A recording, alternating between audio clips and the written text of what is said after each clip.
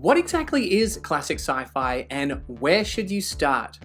Hello BookTube, I'm Jonathan and welcome to Words in Time. In today's video, I want to talk a bit about classic sci-fi and I want to answer those two questions. So starting with what exactly is classic sci-fi, I want to break that down into the chronological and the stylistic. So when it comes to the chronological, it's not quite as easy as it sounds. You might think, well, here's the date. Anything before that is classic, anything after that is modern. But it becomes a little bit hard to draw that line because time is always moving forward. Well, not in every sci-fi story, but at least how I perceive time is moving forward. And so, say a book that was written in 1970, in 1980, that would have felt like a fairly modern book. In 2022, that book was now written over 50 years ago. Doesn't quite feel as modern anymore. So I think over time, you're going to see these definitions change, and the longer that sci-fi exists, I think we're going to see more subcategories evolve. But today, if you make me define it, and feel free to fight me in the comments because this is not objective, this is just how I like to categorize it in my mind, I would say that 70s and earlier, I view as classic. 90s and newer, I view as modern, and 80s is a bit of a transitional decade. So the reason why I view the 80s as a transitional decade is because of the shifting technology at the time. Moving through the 70s to the 80s and 90s, in the 80s we did get the introduction of things like personal computers and mobile phones, but something like the internet didn't become widespread, commonplace until the 90s. And so you might be thinking, well Jonathan, science fiction is a reflection of speculative technologies, future technologies. Why does it matter what the technology of the day was? And that's a good question.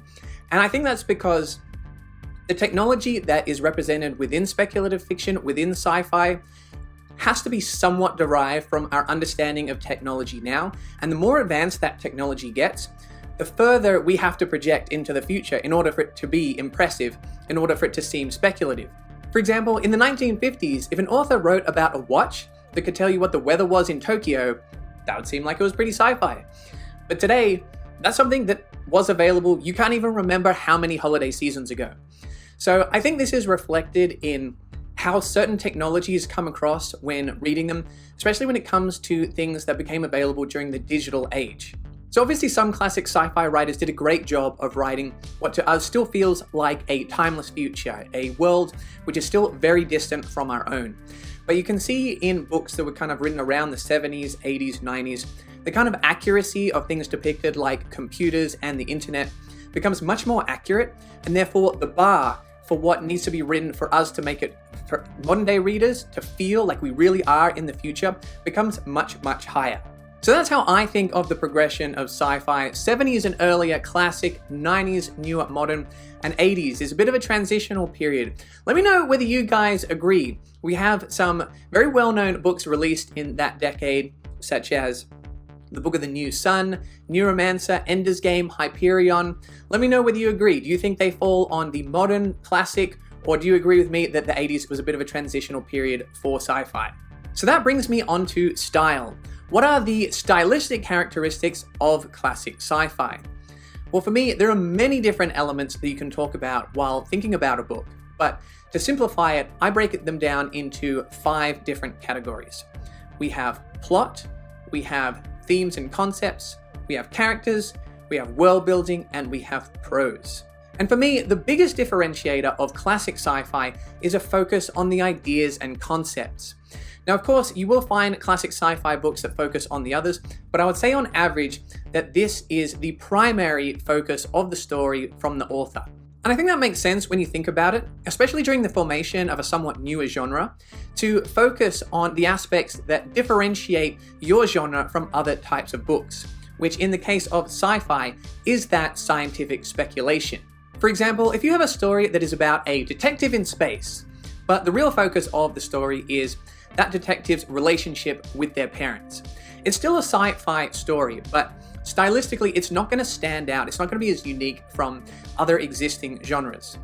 But if you have that same setup, a detective in space, but the focus is how does this detective catch criminals in a world where teleporting is possible, all of a sudden the focus is now on the scientific concept of teleportation and answering those big what if questions. how would this idea affect things as we know it?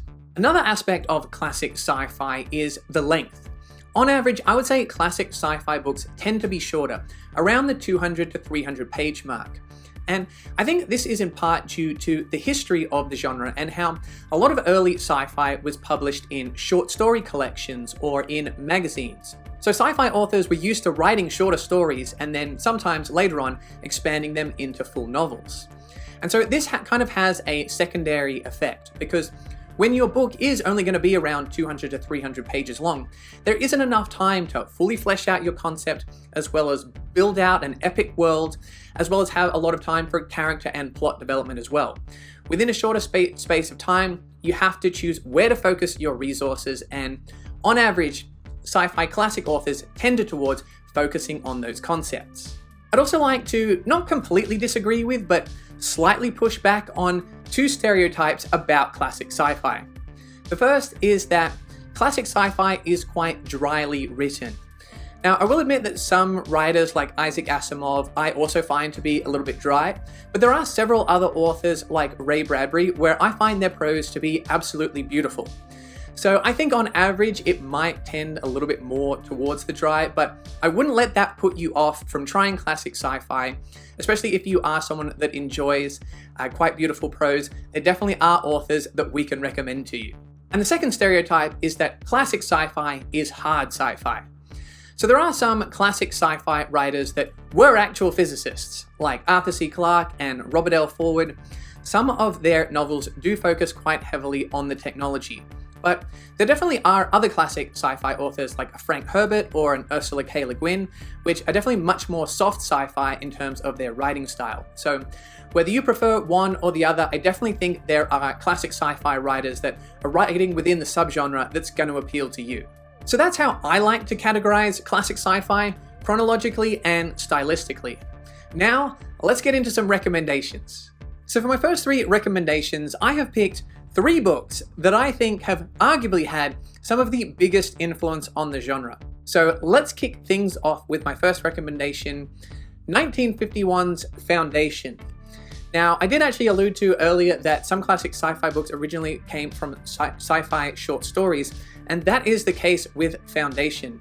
Asimov wrote 8 short stories during the 1940s, which would eventually be put together to form the original Foundation trilogy. And an additional one was written for the introduction for the first book, Foundation. So the premise for Foundation is that thousands of years in the future, there is a galactic empire which has ruled quite successfully for quite a long period of time. But there is a man called Harry Seldon that has developed a new form of science and mathematics called psychohistory, in which he essentially believes that he can predict the future of society on a macro level, the direction in which things are going, and he is predicting the downfall of the empire. And that if they listen to him, the inevitable dark age that they will have to go through will be much, much shorter if they follow his directions by setting up what he wants to call the Foundation. Nobody wants to hear this. He gets banished to the edge of the galaxy, and it is the fate of the empire is left up to, in exile, Harry Seldon and the Foundation. So why is this a classic and why should you read it? Well, first, I think the world building in Foundation is fantastic. Isaac Asimov takes the Roman Empire and somewhat maps that over the top of his galactic empire. And that is something that I think was executed really well and has been an influence on and somewhat been emulated by many sci-fi series to come after Foundation. Next, I think the concepts and the ideas, particularly around trade, technology, economics, religion, are really, really well explored. The depth of thought in this series is really immense, and it's very satisfying to read. It really immerses you in that future setting, in the Foundation world, and it's very interesting to see how all of those power plays, all of those dynamics, how they work and how they play out. Stylistically, I think some of the characters are a little bit thin. The dialogue is rather expositional at times, although there are a couple of cool characters. There's one really cool character that I like that is introduced in book 2 that I would recommend reading the series for in particular, but overall not a focus of the series, and the writing can be a tad dry at times, but this is definitely a classic sci-fi story that focuses on the ideas and set the bar for those sci-fi ideas for many years to come. Next we have 1965's Dune by Frank Herbert. the highest selling science fiction book of all time. So in case you don't know, what is the premise for Dune? Well, set on the desert planet of Arrakis, Paul Atreides, the son of a duke, must navigate this incredibly harsh environment and even more dangerous politics on his journey to become the mysterious man known as Muad'Dib. So why do I think Dune resonates with so many people? Well, firstly, I think it's an incredibly rich world that Frank Herbert has created. Whether it's just the planet itself and how vividly he's able to describe it and the imagery that he creates, to the depth of the politics and the thematical intrigue, and it really feels like a fully fleshed out environment that you can really sink your teeth into, live in, and feel like you're there. I think there's some really wonderful writing from Frank Herbert in that regard. Next, I think we have some rather iconic characters, whether it's Paul or Jessica or the Baron. Each of them have their own interests and motivations, and seeing them kind of needle each other and work together or betray each other. It's all very intriguing, and I think the way that Frank Herbert weaves these things together is masterfully done. I also think that the spiritual and philosophical aspects and the way they connect to the kind of mystical and softer sci-fi style of the book, I think is very mysterious, and it's very intriguing and always left me wanting more. Personally, I found the plot progression a tad slow at times, and I didn't quite connect to Paul in the way that I do with some of my other favorite all-time sci-fi characters, but this is an absolute monster of an achievement, and something that sci-fi series and fantasy series have been trying to emulate and live up to for decades, ever since its release. And third, we have 1968's 2001: A Space Odyssey by Arthur C. Clarke. I almost picked Childhood's End because I slightly prefer that one personally, but I think I'm going to give this one the edge in terms of influence, I think in part due to the film that Clarke co-wrote with Stanley Kubrick. So what is the premise for 2001: A Space Odyssey? Well, thousands of years ago, some hominids are visited by a mysterious black monolith that appears to uplift their consciousness. Fast forward thousands of years in the future, and a space mission to the moon reveals another one of these monoliths, which begs the question, where did it come from and why is it here? I think this book was massively influential on a number of sci-fi tropes. We have some first contact / big dumb object type themes, and also some interesting exploration of artificial intelligence. Hal is probably one of the most iconic sci-fi characters. We also have a very interesting kind of scientific and technological approach to space travel, and I would say that of the three I've recommended so far, this probably is the one that leans most towards hard sci-fi. Personally, I was absolutely hooked by the opening of this book, and then I did think it slowed down a little bit. It did get a little bit dry for a while, but then things really ramp up, and I was absolutely blown away by the ending. It was one of those ones where you put it down, think about it for a minute, and then you run straight towards the computer to try and Google theories, talk about it with other people, and figure out what the heck just happened.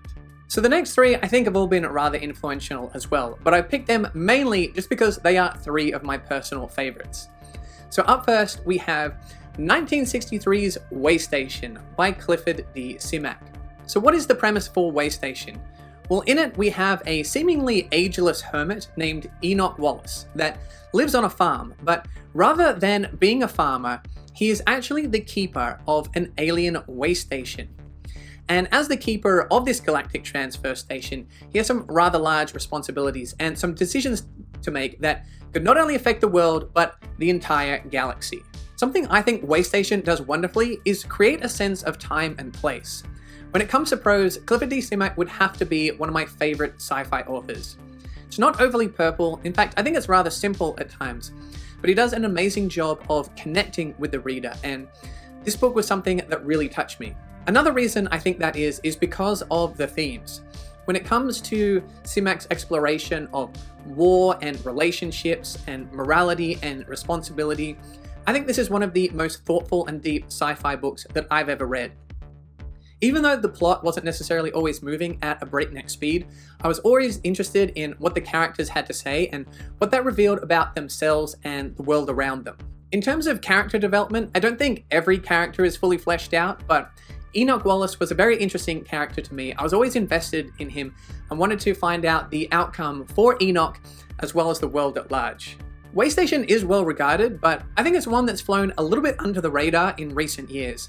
I absolutely loved it and think more people should give it a try. I think it would be an excellent addition to your classic sci-fi collection.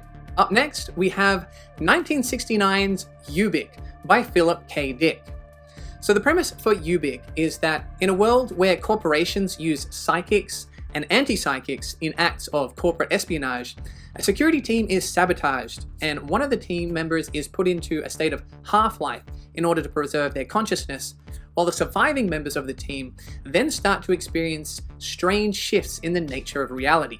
So this is a weird and trippy journey that could only come from the insane mind of Philip K. Dick, and I think is a little bit representative of that time period as well, the late 60s.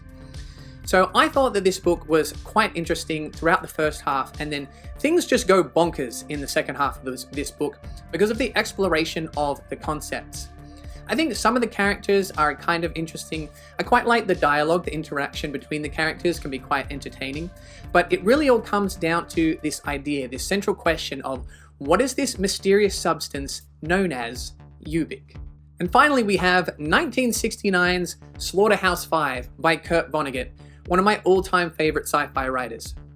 So in Slaughterhouse-Five, we follow Billy Pilgrim, who was a prisoner of war during World War II, and his experiences somewhat reflect the real-life experiences of the writer Kurt Vonnegut himself, until Billy Pilgrim becomes unstuck in time. One of my favorite things about Slaughterhouse-Five is how it uses some really interesting sci-fi ideas like space travel, aliens, and time travel in order to tell a very personal story. That's one of my favorite things about the genre, how really cool concepts and things that have an epic scope that kind of go beyond our world, galaxy, and universe can also intertwine with very personal and emotional stories, and you can connect to them on multiple levels. And for me, this is one of the most emotional sci-fi stories that I've read. This is one of Vonnegut's heavier and slightly less absurd books, but it's still very funny at times, and created one of the all-time sci-fi quotes, "So it goes." So there you go, guys. Those are some of the most influential classic sci-fi books, as well as some of my personal favorites. Let me know which ones you love. I've read a lot of classic sci-fi, but there's definitely more that I need to check off my list. And if you haven't read them, let me know which ones sounded the most interesting to you. I hope you enjoyed the video. If you did, make sure to like and subscribe, and you can find more sci-fi content over here.